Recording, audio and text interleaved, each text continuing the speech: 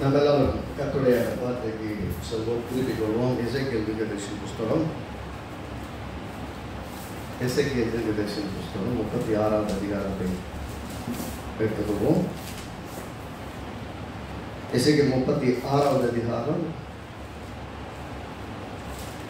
28 வாசிப்போம். இப்போ நாம் இன்றைக்கு பார்க்க போகிறது 30வது வசனத்தை 29வது வசனத்துடைய பின்பகுதியை 30வது வசனத்தை பார்க்க போகிறோம்.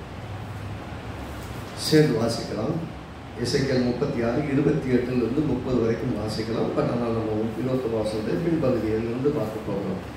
உங்கள் பிதாக்களுக்கு நான் கொடுத்த தேசத்தில் நீங்கள் குடியிருப்பீர்கள், நீங்கள் என் ஜனமாயிருப்பீர்கள், நான் உங்கள் தேவனாயிருந்து உங்கள் அசுத்தங்களை எல்லாம் நீக்கி உங்களை ரட்சித்து உங்கள் மேல் பஞ்சத்தை கட்டளிடாமல் கோதுமை வரவழைத்து அதை பெருக பண்ணி நீங்கள் இனிமேல் ஜாதிகளுக்குள்ளே பஞ்சத்தினால் உண்டாகும் நிந்தையை அடையாதபடிக்கு விருட்சத்தின் கனிகளையும் வயலின் பலன்களையும் பெருக பண்ணுவேன்.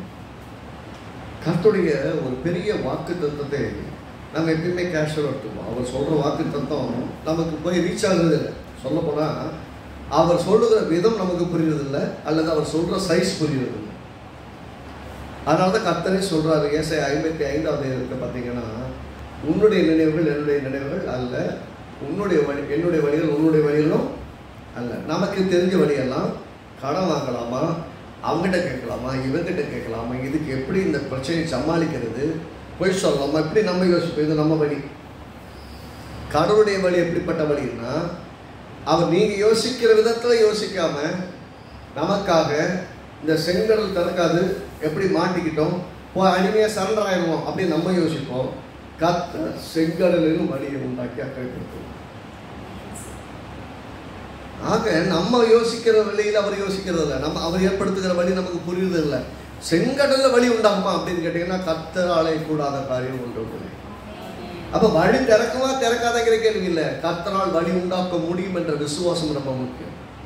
எதை விசுவாசிக்கிறோம் அதை பெற்றுக்கொள்வோம்.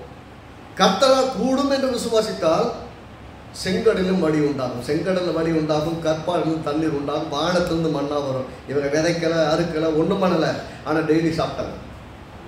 சாப்பிட முடியாத இடத்துல சாப்பிட்டாங்க. அப்படின்னா இங்கே என்ன அவர்களுக்கு சொல்ல விரும்புகிறார் கருத்து என்ன, அதாவது அவங்களுக்கு சொல்ல விரும்புகிற வாக்கு தத்துவத்தினுடைய மொத்த தொகுப்பை பார்த்தீங்கன்னா, போன வாரத்தில் பார்க்கும்போது பார்த்தா, நான் உங்கள் மேல், அதில் 29 முன்பகுதியில் உங்கள் மேல் பஞ்சத்தை கட்டளையிடாமல், அப்படின்னா பஞ்சத்தையும் தேவன் தருவார் அப்படின்னு சொன்னீங்கன்னா, பஞ்சம் வரும், பஞ்சத்தை தேவன் கொண்டு வருவதில்ல, பஞ்சத்தை தேவன் கொண்டு வருவதில்ல, பஞ்சத்தை கொண்டு வருவதற்கு அனுமதித்து விடுவார். எதுக்கு அனுமதித்து விடுறாரு? அந்த பஞ்சத்திலையும் நம்ம பொழைச்சி வாடுறதுக்கு தேவன் இருக்கிறார் என்ற விசுவாசத்தை வளர்ப்பதற்காக. சில சமயம் எல்லாராலும் கைவிடப்படுவோம். கைவிடப்படுவது எதற்கு? எல்லாரும் கைவிட்டாலும் கர்த்தர் கைவிடாதவர் என்று கண்டுகொள்ள. எல்லாம் இழந்து நிற்போம், எல்லாம் இழந்து நின்றாலும் மீண்டும் எல்லாவற்றையும் உடையவர்களாய் மாறுவோம் என்பதற்கு. யோபுவை பாருங்க, அவனுடைய நிலைமை எல்லாராலும் கைவிடப்பட்டார்கள். மனைவி கைவிட்டான், நண்பர்கள் எல்லாம் குற்றம் சாட்டி அவனை கைவிட்டாங்க, தடித்து விடப்பட்டவனை போல் ஆயிட்டான். எல்லாம் உன்னுடைய தவறுன்னு எல்லாம் ஒரு லைன்ல பேச ஆரம்பிச்சாங்க.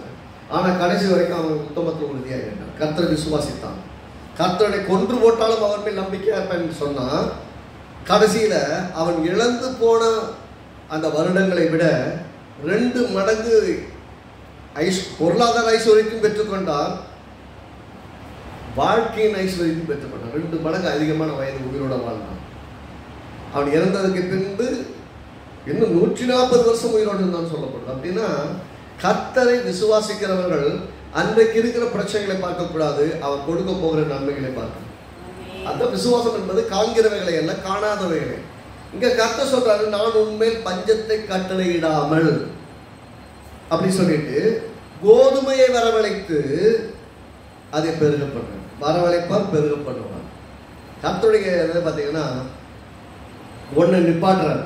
எதை நிப்பாட்டுறாரு? பஞ்சத்தை நிப்பாட்டுறாரு. அதாவது உங்களுக்கு வர வேண்டிய வரத்துகளை தடுக்கிற, அல்லது விளைவிக்கிற விளைவிப்பை தடுக்கிற, அல்லது உங்கள் முன்னேற்றத்திற்கு முட்டுக்கட்டை போடுகிற பஞ்சம், இல்லாமை, வெறுமை, தடைகள், சவால்களை எல்லாம் கர்த்தர் நிறுத்துகிறார். இன்றைக்கு நான் உங்களுக்கு சொல்றேன், உங்கள் வாழ்க்கையில கர்த்தர் தடை செய்ய போகிறவைகள் என்னன்னு சொன்னா, எதெல்லாம் உங்களை வாழ விடாதோ, எதெல்லாம் உங்களை உயர விடாதோ, எதெல்லாம் உங்களை நன்மையை அனுபவிக்க விடாதோ, எதையெல்லாம் ஆசீர்வாதத்தை அடைய முடியாதோ, அதற்கு காரணமாக இருக்கிற எல்லாவற்றையும் தேவனாகிய கர்த்தர் தடுத்து கட்டளையிடுவார். இம்மட்டுமா மிஞ்சி வராது இது கடலுக்கு கட்டளையிட்டவர் அப்படி கட்டளையிடுவார். அப்படின்னா நான் இன்னைக்கு சொல்றவங்களுக்கு, உங்களை நீங்கள் விசுவாசிக்கிற தேவன் நீங்கள் விசுவாசிக்கிற எல்லைகளுக்கு மேல் உங்களை அழைத்து செல்ல வல்லவர். நீங்க சின்னதா பார்ப்பீங்க, அவர் பெருசா பார்ப்பார், அவ்வளவுதான் வித்தியாசம். சொல்றாரு, நான் உங்களுக்கு தானியத்தை கட்டளிடுவேன், கோதுமையை கட்டளிடுவேன், பெருக பண்ணுவேன். 2 விஷயத்தை சொல்றாரு. I will give you wheat and I will multiply. மல்டிப்ளைனா என்ன சொல்றது சொல்லுவாங்கல்ல, ஜீரோ வச்சு எத்தனை நம்பரை பெருக்கினாலும் ஜீரோ தான். அதுக்கு நான் பெருக்கிற நம்பர் வேல்யூவாக இருந்தாலும் 0 இன்ட்டு அப்படின்னு போட்டிங்க, எத்தனை போட்டிங்கனாலும் கடைசியில் என்ன ரிசல்ட் வரும்? 0 தான். ஆனால் 0 இன்ட்டுன்னு போடுறதுக்கு பதிலாக அது 1 போட்டிங்கன்னா 0ன்னு போட்டாலும் 1ன்னு போட்டாலும் 2க்கும் ஒரு 0ன்னு போட்டால் மொத்தமாக 0 ஆயிடும். 1ன்னு போட்டால் அட்லீஸ்ட் 1 மடங்கு. அதுக்கு மேலே எத்தனை நம்பர் போட்டு நீங்கள் மல்டிப்ளை பண்ணாலும் அது ஒரு பெரிய நம்பர். அப்படின்னு என்ன அர்த்தம்? கர்த்தர் எதை கொடுத்தாலும் அதை பல மடங்கு பெருகப்படும். உதாரணத்துக்கு பார்த்தீங்கன்னா, நம்ம வழக்கமாக நம்ம யூஸ்வலாக அடிக்கடி பேசுகிற விஷயம், ஈசாக்கு பஞ்சம் இருந்தது, பஞ்சம் இருந்த தேசத்தில் தான் இருந்தார், பஞ்ச தேசத்தில் தான் இருந்தான். ஆனால் அந்த பஞ்ச தேசம் அவனை தடுக்கிறான். பஞ்சம் அந்த நாட்டில் அவன் முன்னேற்றத்தை தடுக்கிறான். மறக்கக்கூடாது, தேசத்தில் இருக்கும் பஞ்சமோ வறுமையோ பொருளாதார சூழலோ உங்கள் வாழ்க்கையில் நீங்கள் முன்னேறுவதை தடுப்பதில்லை. தேசத்தில் என்ன இருக்குதோ, தேசத்தில் வேலை வாய்ப்பு இல்லாமல் போகுதான், நிறைய பேர் வேலை விட்டு அனுப்புகிறாங்களாம், நிறைய பேர் கஷ்டப்படுறாங்களாம், ரோட்டுக்கு சாப்பாடு இல்லாமல் அலையிறாங்களாம், அப்படி நிறைய பிரச்சனைகளை பேசிட்டு கொண்டு இருந்தாலும் நான் இப்படியாக கேட்கிறேன், உங்களை தேவன் போஷித்துக் கொண்டு இருக்கிறாரா? நீங்கள் சாப்பிட்டுட்டு இருக்கீங்களா? அப்படின்னா அவர் கிருபையிலே போஷிக்கிறார். ஒரே சாப்பாட்டு கூட வழி இல்லாமல் இருக்கேங்கன்னா இப்பயும் அர்த்தம் கைவிட மாட்டார். நான் சொல்ல, அவர் விசுவாசிகள், உங்களுக்காக திறக்கப்படாத கதவுகள் திறக்கும், கிடைக்காத வேலைகள் கிடைக்கும், வராத வருமானங்கள் வரும். எதுவும் உங்களுக்கு செய்ய அவர் வல்லவராக இருக்கிறார். அதைத்தான் நான் சொல்ல வருவேன். நீங்க உங்களால் முடியாது என்று யோசிப்பதை உங்கள் தேவனாகிய கர்த்தரை பற்றும் விசுவாசத்தினாலே பெற்றுக்கொள்ள முடியும். இங்க நான் உங்களுக்கு உங்கள் மேல் பஞ்சத்தை கட்டளையிடாமல் கோதுமையை வரவழைத்து அப்படின்னு சொல்லும்போது, பஞ்சத்துக்கு நேர் இது கோதுமை. பஞ்சத்தில் ஒன்றுமே கிடைக்காது. பஞ்சப்பாட்டு பாடுவோம்னு சொல்லுவாங்கல்ல, பஞ்சப்பாட்டு பாடுறோம்னா கையில் காசு இல்லை, பேங்கில் காசு இல்லை, வீட்டில் பரிசு கிடையாது, பருப்பு கிடையாது, காய் கிடையாது, இன்னைக்கு சாப்பாட்டுக்கு என்ன பண்ணுறது? இது வறட்சியின் அடையாளம், அல்லது ஒன்றுமில்லாமையின் அடையாளம், அல்லது தரித்திரத்தின் அடையாளம். ஆனால் இயேசு நம்முடைய பாவங்களை, நம்முடைய மீதில், நம்முடைய அக்கிரமங்கள், நம்முடைய தரித்திரத்தையும் சுமந்து தீர்த்தது வழியால், இயேசு நம்முடைய தரித்திரம் வரைக்கும் சுமந்து தீர்த்தபடியால் நாம் இப்போது தரித்திரத்தில் இல்லை. வேதம் சொல்றது, நாம் ஐஸ்வர்யவான்கள் ஆகும்படி அவர் தாமே நமக்காக தரித்திரர் ஆனாரே. இயேசு தரித்திரர் ஆனது நாமும் தரித்திரர்களாய் இருப்பதற்கு அல்ல, நம்மை ஐஸ்வர்யமுள்ளவர்களாய் மாற்றுவதற்காகத்தான். அப்ப எதை விசுவாசிக்கிறீர்கள்? அவர் தரித்திரரான பின்பு நானும் தரித்திரத்தில் இருக்கிறேன் என்று சொன்னால், நான் எதை புரிந்து கொள்ளவில்லை? எனக்காக ஒருவர் தரித்திரர் ஆனார் என்பதையும், அவரை விசுவாசிக்கிற விசுவாசம் எனக்கு ஐஸ்வர்யத்தை கொண்டு வரும் என்பதையும் நான் விசுவாசிக்க தவறி இருக்கிறேன் என்றுதான். ஐஸ்வர்யம் எனக்கு வர வாய்ப்பில்லை என்பதல்ல, அது எனக்கு எட்டாத தூரத்தில் இருக்கும் ஒரு பொருளும் அல்ல. நான் விசுவாசித்தால் தேவனுடைய மகிமை காண்பேன். அப்ப விசுவாசம் இல்லாமல் தேவனை சந்தோஷமும் படுத்த முடியாது, நாமளும் சந்தோஷமா வாழ முடியாது. திரும்ப சொல்றேன், தேவனை விசுவாசிக்கலன்னா அவரையும் சந்தோஷப்படுத்த முடியாது, நாமளும் சந்தோஷமா வாழ முடியாது. அப்ப விசுவாசிக்கிறவனுக்கு எல்லாம் கூடும் என்றார்.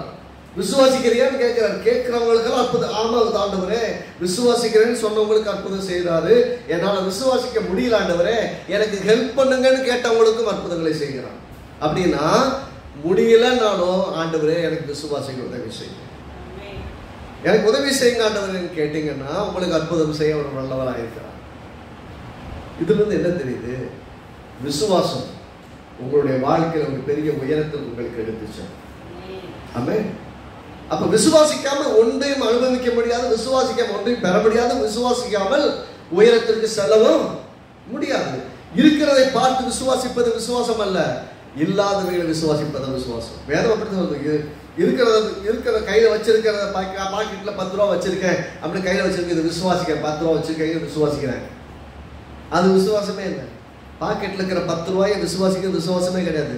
பாக்கெட்ல 10 ரூபாய் இல்லாதப்பையும் என் தேவனாகிய கர்த்தர் எனக்கு தருவார், என் குறைவை நிறைவாக்குவான் விசுவாசிக்கிறதா விசுவாசம். விசுவாசம் என்பது நம்பப்படுகிறவைகளை குறித்த நிச்சயம், காணப்படவில்லை ஆனால் உறுதி.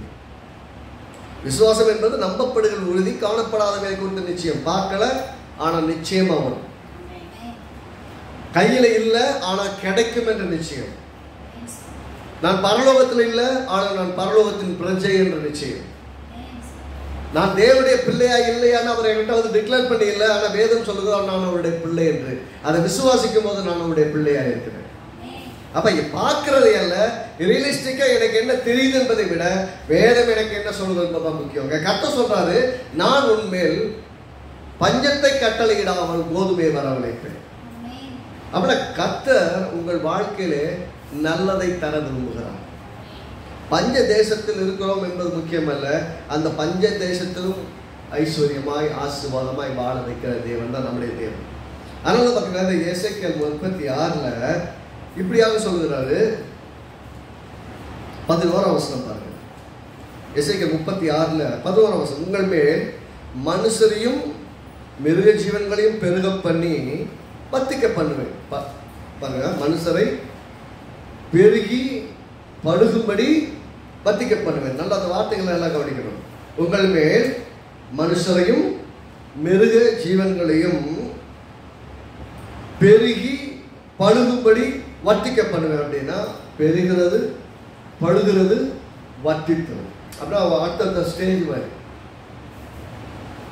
முதல்ல மனுஷங்க வரணும், அந்த மனுஷங்க பெருகணும், அப்புறம் அந்த மனுஷங்க வந்து குட்டி மேலே குட்டி போட்ட மாதிரி பழுகணும். அப்படி பண்ணும்போது என்னன்னா அந்த இடம் முழுவதும் எல்லாவற்றாலும் நிறைந்தது, மக்களால் நிறைந்தது. இது எப்படி இருக்குன்னு சொன்னா, யாருமே நடமாடாத ஒரு பூமியில, யாருமே வாழாத ஒரு பூமியில கர்த்தர் சொல்றாங்க, அந்த தேசத்துல நான் நன்மையை வரவழைப்பேன், ஒரு பெரிய அற்புதம் நடக்கும், இந்த தேசம் வாழ்ந்து இருக்கும்னு சொன்னா எப்படி இருக்கும்? நம்புவதற்கு வாய்ப்பு இல்லாமல் இருப்பதை போல சொல்றாரு, நான் உங்கள் பேர் மனுஷரையும் வரவழைப்பேன், மிருகங்களையும் வரவழைப்பேன், மிருக ஜீவன்களையும் வரவழைப்பேன், பெருக பண்ணுவேன், பழுக பண்ணுவேன், வர்த்திக்க பண்ணுவேன். பழுகும்படி வர்த்திக்க பண்ணுவேன்னா அது மல்டிப்ளை ஆகிறதுக்கு என்ன செய்யணும் அதை செய்வேன் சொல்லிட்டு, பூர்வ நாட்கள் நீங்கள் இருந்த நிலையில் நான் உங்களை மீண்டும் ஸ்தாபிப்பேன், உங்களை ஸ்தாபித்து உங்கள் மேல் முந்தினை சிறைப்பார்களும் உங்களுக்கு நற்சீருண்டாக செய்வேன், அதனால் நான் கர்த்தர் என்று அறிந்து கொள்வேன். ஒரே நோக்கம்தான், நான் கர்த்தர் கூட இருக்கிறேன்னு உனக்கு தெரியணுமா? நிறைய சமயத்துல 2 விதத்துல கர்த்தர் நம்ம கூட இருக்கிறான்னு தெரியும். நமக்கு வரக்கூடிய சவால்கள் மத்தியில், பிரச்சனைகள் மத்தியில கர்த்தர் நம்மளை எப்படி நிப்பாட்டி கூட நின்று காப்பாத்துறாரு, நம்ம கூட எப்படி கர்த்தர் கூட நிற்கிறாங்கிறதும், அந்த சூழ்நிலையில் நம்ம எப்படி சமாதானமாய் கர்த்தரை விசுவாசிக்கிறது மூலமா மற்றவங்களுக்கு கர்த்தர் நம்ம கூட இருக்கிறான்னு காமிப்பார். அது ஜெயிக்கிற போதெல்லாம் கர்த்தர் வந்து நம்ம கூட இருக்காங்க. இன்னொரு பக்கம் நம்ம வர வர விருத்தி அடைந்து ஆசீர்வாதமாகி முன்னேறதை விட நல்லாகிட்டே போறோம்னா அதை பார்க்கும்போது தெரியும் கர்த்தர் நம்மோட வந்து ஆசீர்வதிக்கிறார். 2 விதத்திலும் கர்த்தர் தம்மை வெளிப்படுத்துவார், நமக்கும் அவர் தம்மை வெளிப்படுத்துவார். நிறைய சமயத்துல நமக்கு அவரை வெளிப்படுத்துறது நமக்கே புரியாது. நாம நினைச்சுப்போம் யாருக்கோ ஏதோ சொல்றாருன்னு நினைச்சிருப்போம், நமக்கு தான் சொல்றோம். இந்த வசனத்தை பாருங்க, வாசிக்கும் போது இஸ்ரவேல் ஜனங்களுக்கு அடிமைத்தனத்தில் இருந்த மக்களுக்கு ஏதோ கர்த்தர் சொல்லி அனுப்பினார் அப்படின்னு எரேமியா மூலமா எசேக்கியேல் மூலமா சொல்லி அனுப்பினார்னு யோசிக்காம இது எனக்கு சொல்லுகிறார் என்று எடுத்துக்கொண்டால் இந்த வார்த்தையின் ஆசீர்வாதம் உங்களுக்கு. அப்போ வாக்குத்தத்தம் என்பது என்றைக்கோ சொல்லப்பட்ட ஒரு மக்களுக்கு அல்ல, அதை வாசிக்கிற அதை விசுவாசிக்கிற மக்களாகிய நமக்கும் என்றைக்கு சொல்றாரு. நம்ம முந்தின சீர்களை நான் முன்னாடி எப்படி இருந்தா தெரியுமா, ஒரு காலத்துல எப்படி இருந்தா தெரியுமா, ஒரு காலத்துல எவ்வளவு அறிவாளி தெரியுமா, ஒரு காலத்துல எவ்வளவு ஐஸ்வர்யம் தெரியுமா, ஒரு காலத்துல பார்த்தீங்கன்னா எப்படி ட்ரெஸ் போடுறது தெரியுமா, ஒரு காலத்துல எப்படி பெரிய வீடு கட்டுறது தெரியுமா, அந்த ஒரு காலத்துலலாம் விட்டுருங்க. இன்னைக்கு என்ன கர்த்தர் சொல்றாரு, ஒரு காலத்துல நான் இப்படி இருந்தே சொல்றீங்களே அதை விட பல மடங்கு நான் வைப்பேங்கிறேன். ஒரு காலத்துல அப்படி நீ பெருமையா சொல்லிக்கிற அந்த நாள் எந்த நாளோ அந்த முந்தின சீரை விட, முந்தின நாட்களில் எவ்வளோ சிறப்பாக வாழ்ந்தீங்கிறத விட பிந்தின நாட்கள், இன்னைக்கு நாட்களில் உங்களை இன்னும் அதிக சீராய் சிறப்பாய் வாழ வைப்பான்னு சொல்கிறார். அப்படின்னா என்ன, முதல்ல எங்க ஆரம்பிக்கணும்? முதல்ல உங்களுக்கு ஆகார குறைவு இருக்கக்கூடாது. சோத்துக்கு இல்லாம கஷ்டப்பட்டேன் அப்படிங்கிற நிலைமைக்கு முதல்ல நீங்க வெளியே வரணும். வாடகை கட்ட முடியல, என்னால் குடும்பத்தை நடத்த முடியல, பிள்ளைகளுக்கு ஒன்றும் கொடுக்க முடியல அப்படிங்கிற இடத்துல இருந்து வெளியே வரணும். வந்தால் தான் என் தேவன் எவ்வளோ பெரியவன் விசுவாசிக்கிறதுக்கு கண்ணே திறக்கும். இல்லைன்னா அவன் தேவை தான் பெருசாக. உதாரணத்துக்கு பார்த்தீங்கன்னா, நீங்கள் பைபிளில் இருக்கிற எல்லாரையும் பாருங்க. முதல்ல ஆபிரகாம் எடுத்துக்கணும். ஆபிரகாமை அழைத்தால், ஆசீர்வதித்தால், பெருக பண்ணினார். பின்புதான் அவன் விசுவாசிக்கிறவனாய் மாறுவதற்கு உதவி செய்யணும். நல்லா கொஞ்சம் பார்த்தீங்கன்னா, ஆபிரகாமை அழைத்தார், அவனை ஆசீர்வதித்தார், அவனை பெருக பண்ணினார், அவனை சீமானாய் மாற்றினார். அவன் பெரிய ஜமீன்தார் மாதிரி ஆயிட்டான். அதுக்கப்புறம் தான் ஆண்டவர் எப்படி விசுவாசிக்கிறவனாய் மாறினான்னா, கர்த்தர் வானத்தின் நட்சத்திரங்களை போல பெருக பண்ணுவார். என் சரீரம் செத்து போனாலும், என் மனைவியுடைய கர்ப்பம் செத்து போனாலும் தேவனால் எல்லாம் கூடும் என்று விசுவாசிக்கிறவனாய் மாறினார். ஒரு மனிதனுக்கு, பசியோடு இருக்கிறவனுக்கு இயேசுவை விசுவாசின்னு சொல்றது விசுவாசத்தின் பாதை அல்ல. முதல்ல பசியா இருக்கவனுக்கு இங்கே சாப்பாடை கொடுத்துட்டு அவன் கண்ணு தெளிவு, மனசு கொஞ்சம் தாடு நடந்ததுக்கப்புறம் அவன் தூங்க விட்டு தெளிவை எந்திரிச்சதுக்கப்புறம் நீங்கள் அப்புறம் ஆண்டவரை பற்றி சொல்லி பாருங்க. அவனுடைய இருதயம் இந்த இயேசுவை விசுவாசி. பசியா இருக்கவனுக்கு முதல்ல என்ன தேவை? சாப்பாடு தேவைன்னு யோசிப்பான்.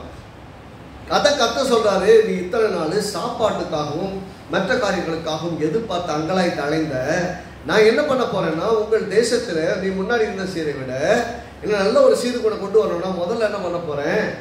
பஞ்சம் இருந்ததே, அந்த பஞ்சத்தை நீக்க போறேன். நீங்க கர்த்தர் உங்களுக்கு சொல்லுறது என்னன்னா, உங்க வாழ்க்கையில் எதெல்லாம் குறைவுபட்டு, எதெல்லாம் உங்களை திருப்திப்படுத்தாம, உங்கள் தேவைகளுக்காக எங்கெல்லாம் போராடி கொண்டிருந்தீங்களோ அதையெல்லாம் தேவனாகிய கர்த்தர் நீக்கி உங்களை ஆசீர்வதித்து மீண்டும் உங்களுக்கு தானியத்தை கொடுக்கும் போது, உங்களுக்கு தேவையான ஐஸ்வர்யத்தை கொடுக்கும் போது, உங்கள் தேவைகளை குறித்த கவலை இல்லை என்று முன்னேறி போகக்கூடிய ஒரு சூழல் உருவாகும் போது கர்த்தர் யார் என்று அறிந்து கொண்டு, அது வரைக்கும் உங்க கவலை பூரா எது இருக்கணும்? நாளை காலையில் இருந்துச்சா பிள்ளைக்கு ஃபீஸ் கட்டணும், நாளை காலையில் இருந்துச்சா வாடகை கட்டணும், நாளைக்கு இந்த மாதம் வந்துச்சுன்னா இதெல்லாம் பண்ண வேண்டியிருக்கு, அது என்ன பண்ண போறோம், இதை நம்ம கவனம் ஃபுல்லா நம்முடைய தேவைகள் மத்தியிலே இருக்கும். இந்த தேவைகளை பார்க்கலும் தேவன் பெரியவர் என்று பார்க்கவே தவறிப்போம். அந்த அடிப்படை காரியம் நமக்கு ஃபில் ஆயிடுச்சுன்னா அப்போ வந்து யோசிப்போம், அடுத்து என்ன பண்ணலாம். அப்போ முதல்ல யோசிக்க வேண்டியது ஆண்டவராகிய இயேசு. அவரை விசுவாசிக்கணும், அவரை பற்றி கொள்ளணும், அவரை நம்பணும், அவரிடத்து கேட்டு பெற்றுக்கொள்வதற்கு நம்முடைய இருதயத்தை ஆயத்தப்படுத்தணும். அப்படி ஆயத்தப்படுத்தினால்தான் தான் அவர் கொடுக்கறத பெற்றுக்கொள்ள முடியும். அதை சொல்றாரு, ஒரு காலத்துல உன்னுடைய இடம் எப்படி இருந்தது அப்படின்னு சொன்னா, 10 வருஷம் சொன்னால், உங்கள் மேல் இஸ்ரவேல் வம்சத்தாராகிய மனுஷர் யாவரையும் வர்த்திக்க பண்ணுவேன், பட்டணங்கள் குடியேற்றப்படும், அவாந்தரமான ஸ்தலங்கள் கட்டப்படும். அப்படின்னு என்ன அர்த்தம்னா, அங்க ஊரே கிடையாது, மக்களே கிடையாது, எல்லாரும் அடிமைகளாய் கொண்டு போகப்பட்டதனால் அந்த இடங்கள் எல்லாம் அவாந்தரமாக கைவிடப்பட்ட நிலமாக, ஒருவர் குடியிருக்க தகுதி இல்லாத இடமாக மாறி போடும். யாருமே இல்லைன்னா என்ன பண்ணும்? ஒரு ரோட்லாம் போகும்போதெல்லாம் நிறைய சமயம் நான் பைக்கெல்லாம் போகும்போது பார்ப்பேன், ரோட்டில் பார்த்து நல்ல பில்டிங் மாதிரி இருக்கும், ஆனால் பூரா செடியா படக்கொடியா படந்து அதெல்லாம் யூஸ் பண்ணாத வேஸ்ட் பில்டிங் இருக்கும். அது ஏன் அப்படி ஆச்சுன்னா, ஒரு காலத்தில் அந்த இடத்துல வீடை கட்டி குடியிருந்தாங்க தான். இப்போ அந்த வீட்டில் யாரும் குடி இல்லை. அந்த இடம் எப்படி ஆகி போச்சுன்னா, கண்ட மிருக ஜீவன்கள்லாம் குடியிருக்கிற, ஆனால் ஜீவ ஜந்துக்கள்லாம் குடியிருக்கக்கூடிய ஒரு இடமா மனிதர்கள் வாழ்ந்த இடத்துல இன்றைக்கு வேற எல்லாம் போய் குடியிருக்கு. ஆனால் அதையே சுத்தம் பண்ணி அதை சீர்படுத்தி மீண்டும் அந்த இடத்துல குடியேற்றணும்னா அதே இடத்துல நிறைய பேர் வந்து போவாங்க. கர்த்தர் அர்த்தம் சொல்ல வராது, இன்னைக்கு நீ அடிமையா இன்னொரு தேசத்துக்கு கொண்டு போகப்பட்டபடியால் நீ இருந்த இடம் பாழாக்கப்பட்டு, நீ இருந்த இடம் அடையாளம் தெரியாமல் உருவழிந்து போகிறதை போல இருந்தாலும் நான் மீண்டும் உன்னை அதே இடத்துல கொண்டு வந்து வைப்பேன். உன்னை சுற்றிலும் இருக்கிற அநேக இடங்களில் மக்களை குடியேற்றி வைப்பேன், அங்கே மிருக ஜீவன்களையும் வைப்பேன், அது பழுகி பழுக பண்ணுவேன், வர்த்திக்க பண்ணுவேன். அப்பொழுது அந்த தேசம் முழுவதும் மனுஷர்களாலும் மிருக ஜீவன்களாலும் நிறைந்திருக்கும். ஒண்ணுமே இல்லாமல் இருந்த இடம் நிறைவான இடமாய் மாறும் என்று கர்த்தர் வாக்குப்படுகிறார். இன்னைக்கு நான் உங்களுக்கு சொல்றேன், கர்த்தர் யாருக்கோ ஒரு வேதத்தை எழுதி கொடுத்துள்ள, அவர்களுக்கு சொல்லப்பட்டதை இன்றைக்கு நமக்குரிய விசுவாசத்தின் வாக்குத்தத்தம். நாம் இதை விசுவாசித்தால் இதை சுதந்திரித்துக் கொள்வோம். என்ன விசுவாசிக்கணும்? அவர் சொல்லிட்டாரு, நீங்க முந்தின சேர்ந்து அப்படி இருந்த இப்படி இருந்த நீங்க பெருமைப்பட்டதை விட இன்னும் அதிகம் நச்சீர் போட்ட பண்ணுவீங்க. அதை விட ரொம்ப சிறப்பாக வைப்பேன். சொல்ல போனா முன்ன நீங்க வாழ்ந்த பெஸ்ட் வாழ்க்கையை விட, நீங்க முன்ன வாழ்ந்தேன்னு சொல்றீங்க பெஸ்ட் வாழ்க்கை விட, அதை விட சூப்பர் பெஸ்ட் வாழ்க்கையை கற்றுக் கொடுப்பார். ஒரு பெரிய மேன்மையான வாழ்க்கையை கொடுப்பார். ஏன்னா முன்னாடி வாழ்ந்த வாழ்க்கை எனக்கு ரொம்ப அருமையாக இருந்தது, இந்த ஏசப்பா எனக்கு ஒன்றும் பெருசாக செஞ்சிடல நீங்கள் மனசில் யோசிச்சிங்கன்னா, இயேசுவை விட உங்களுக்கு நன்மை செய்யக்கூடியவர் வேறு யாரும்.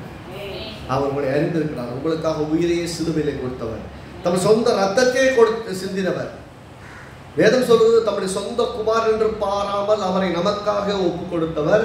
அவரோடு கூட மற்ற எல்லாவற்றையும் நமக்கு அருளாதிருப்பது எப்படி அப்படின்னா, அவரே கொடுத்துட்டாருன்னா, நான் சொன்னேன் அவரையே உங்களுக்காக கொடுத்துட்டாருன்னா அவருடைய உங்களுக்கு தர மாட்டாரா? இங்க கோதுமையை வரவழைக்கணும்னா பஞ்சம் நீக்கணும். சொல்லுங்க, பஞ்சம் நீக்கினா தான் கோதுமை வரவழைக்கப்படும். அப்ப பஞ்சம் நீக்கணும்னா முதல்ல பஞ்சம் எண்ணம், தாட், நம்மளுடைய புத்தியில பஞ்சத்தின் எண்ணம் இருக்கக்கூடாது. எதை விசுவாசிக்கணும்? சாப்பாட்டுக்கே கஷ்டமா இருக்கும்போது ஆண்டவரே வெறும் பாத்திரம் கையை வச்சு அரிசி பருப்பு இல்லாத அந்த பாத்திரங்களை பார்த்து இயேசுவின் நாமத்தில் நிறைவுண்டாகும். என் பாத்திரம் நிறைஞ்சிருக்கும், என் ஆகாரத்தில் குறைவு இருக்காது, என் பாத்திரத்தில் குறைவு இருக்காது, என் தானியத்தையும் திராட்சரசத்தையும் பெருகப்படுகிற தேவன் என் வீட்டில் எல்லாத்தையும் ஆசீர்வாதமாய் நிறைவாகி வைப்பார், நான் குறைபட மாட்டேன்னு என்ன பண்ணணும்? அறிக்கையிடணும். நீங்கள் விசுவாசித்தால் அறிக்கையிட்டால் பெற்றுக்கொள்வீங்க. அது உடனே மாறாது. எப்படின்னா இன்னைக்கு சொன்னோன்னே நாளை காலையில் பருப்பு எடுப்பால பருப்பு இருக்காது போய் பார்க்கறது இல்லை. நீங்கள் அதை விசுவாசிக்க அதை பற்றி பேச பேச பேச பேச உங்கள் வாழ்க்கையின் எல்லா அஸ்திபாரங்களும் மாறிடும்.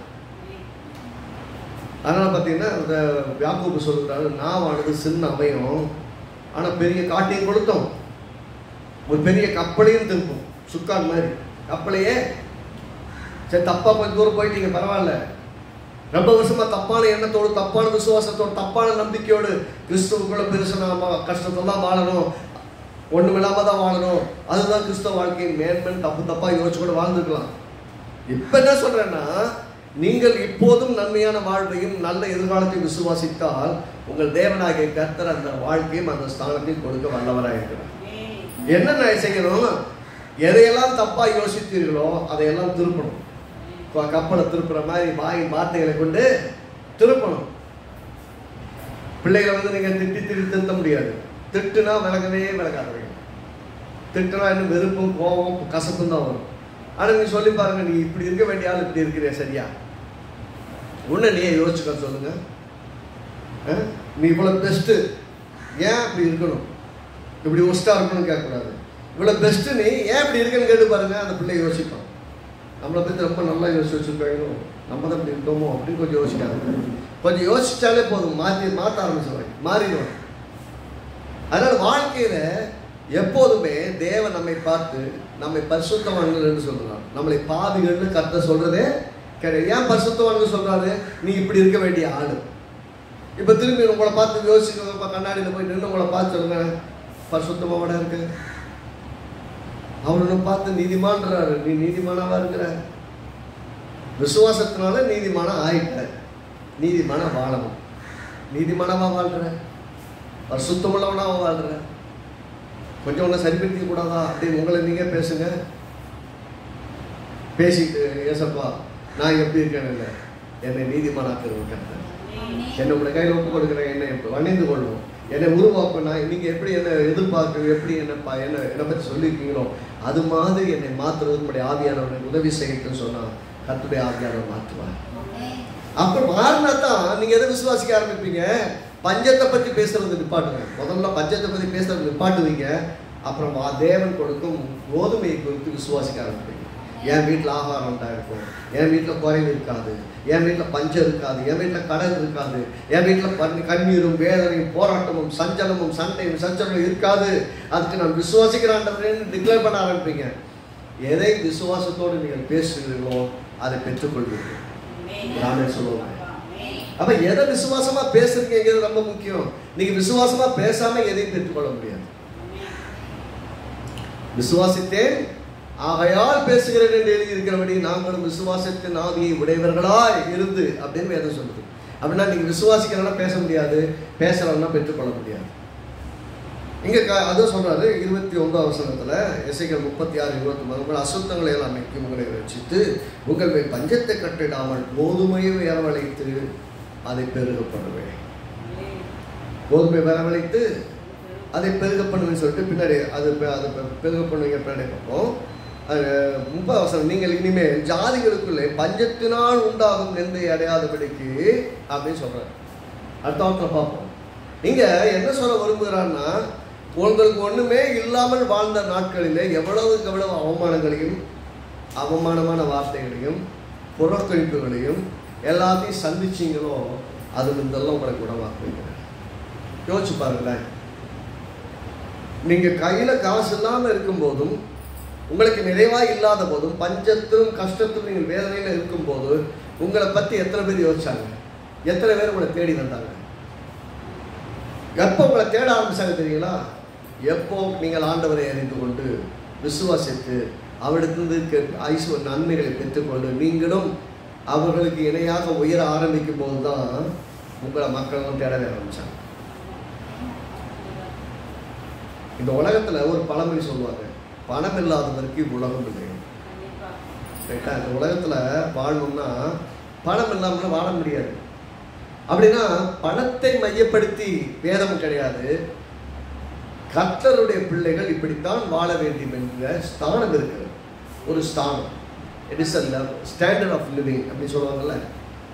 இப்படிதான் ஒரு ஸ்டாண்டர்ட்ல வாழணும். அப்படின்னா நீங்கள் ஆண்டவருடைய பிள்ளைகள் என்று சொன்னால் கர்த்தர் உங்களை பஞ்சத்திலும் பட்டினிலும் கஷ்டப்பட விட மாட்டார். அப்படின்னா என்ன அர்த்தம்னா, நீங்க வீட்டிலேயே படுத்து கிடப்பீங்க, உங்களுக்கு டெய்லி வந்து கதவை தட்டி உங்களுக்கு சாப்பாடு கொடுப்பாங்க நினைச்சீங்கன்னா அதை விட பைத்தியக்காரத்தனம் வேற ஒன்றும் கிடையாது. நீங்கள் கையிட்டு செய்கிற வேலையிலெல்லாம் உன் தேவனாகிய கர்த்தர் உன்னை ஆசீர்வதிப்பார். அப்பொழுது நீ அநேக ஜாதிகளுக்கு கடன் கொடுப்பாய், நீயோ கடன் வாங்காம. அப்போ உழைப்பில் ஆசீர்வாதத்தை பார்க்காட்டினா கடன்காரனா தான் இருக்கணும். உழைப்பில் ஆசீர்வாதத்தை பார்க்க வேண்டும் என்றால் உழைப்பை ஆசீர்வதிக்கிற கர்த்தரை விசுவாசிக்க வேண்டும். கர்த்தரை விசுவாசித்தால் உங்கள் உழைப்பு ஆசீர்வதிக்கப்படும். உங்கள் உழைப்பு ஆசீர்வதிக்கப்பட்டால் வருமானம் உயரும். வருமானம் ஆசீர்வாதமாக உயர்ந்தால் உங்கள் வாழ்க்கை தரம் உயரும். உங்கள் வாழ்க்கை தரம் உயர்ந்தால் உங்களை சுற்றி இருக்கிற அத்தனை பேரும் உங்களை தேடி வருவார். உங்க வாழ்க்கை உயராம, உங்க ஸ்தானம் உயராம, உங்க ஸ்தானம் உயராம உங்களை மற்றவர்களை தேடி வருவார்கள் எதிர்பார்க்காதீங்க. மற்றவங்க தேடுவதற்காக கிடையாது. மற்றவர்களுக்கு முன்பாய் உங்களை கௌரவமாய் வாழ வைப்பது தேவனுடைய விருப்பம். மற்றவங்க முன்னாடி கௌரவமா வாழ்ந்தா தான் அவருக்கு பெருமை. நீங்க ஆண்டவரை விசுவாசித்து ஒவ்வொரு நாளும் அன்றாட காட்சிக்கு மாதிரி வாழ்றதுங்கிறது வந்து தேவனுடைய சித்தமே கிடையாது. அப்படின்னா அன்றாட காட்சியா வாழ்றவங்களாம் தப்பானவங்களான்னு கேட்டால் அவங்களுக்கு தெரியாம வாழ்றாங்கன்னு சொல்லுவாங்க. அதை விசுவாசிக்கவோ அந்த இடத்திற்கு அடையவோ தடுமாறி கொண்டிருக்கிறான்னு அர்த்தம். அவர்களும் விசுவாசித்தால் தேவனாகிய கர்த்தர் அவர்களையும் ஆசீர்வதிக்க அவர் உண்மையும் மீறி உள்ளவராயிருக்கிறார், ஐஸ்வர்ய சம்பந்தனாக இருக்கிறார். அதனால சொல்றேன், தானியத்தை கொடுக்கிற தேவன் அப்படின்னு சொல்லலாம். பஞ்சத்தை நிறுத்தி தானியத்தை கொடுக்கிற தேவன் உங்களுடைய தேவன்னா நீங்க தானியத்தை கொடுக்கிற ஒரு விசுவாசிங்க.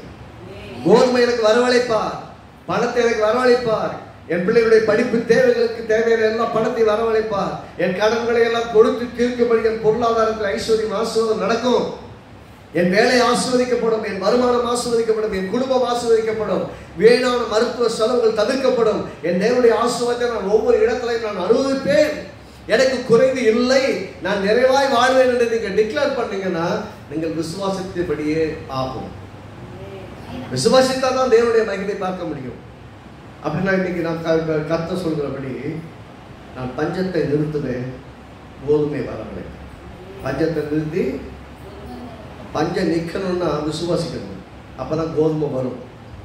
பஞ்சம் எனக்கு கிடையாதுங்கிற ஆணித்தரமான விசுவாசம் எனக்கு இருக்கணும். அதை அசைக்க முடியாத அறிக்கையில நான் எஸ்டாப்ளிஷ் பண்ணணும். ஆண்டவரே, நான் குறைபட போவதில்லை, நான் தாழ்ச்சி அடையேன், என் தேவன் என்னை புல்லுள்ள இடங்களில் மேய்த்தமர்ந்த தண்ணீரை நடத்துவார், எனக்கு குறைவு கிடையாது, என் தேவனாகிய கர்த்தர் என் குறைவெல்லாம் நிறைவாக்குவார் அப்படின்னு நான் விசுவாசிக்கவும் நான் அறிக்கையிடவும் செய்யணும். அப்பொழுது எல்லா புத்திக்கு மேலான தேவ சமாதானமும் எதிர்பார்க்கிறதுக்கு மேலான நிறைவான ஆசீர்வாதம் நமக்கு உண்டாயிடும். ஆமென். அப்ப பெற்றுக்கொள்ளும்படியாய் விசுவாசியுங்கள். பெற்றுக்கொள்ளத்தக்கதாக தேவன் உதவி செய்வார். ஆமென். கர்த்தர் நல்லவர். விசுவாசிக்கிறவனுக்கு எல்லாம் கூடும். என்ன சொல்லுங்க? விசுவாசிச்சா எல்லாம் கூடும். விசுவாசிக்கிறவன் எவனும் பெற்றுக்கொள்கிறான். அப்ப விசுவாசித்தா கண்டிப்பா தேவன் தருவார். ஆண்டவரை நோக்கி பார்ப்போம்.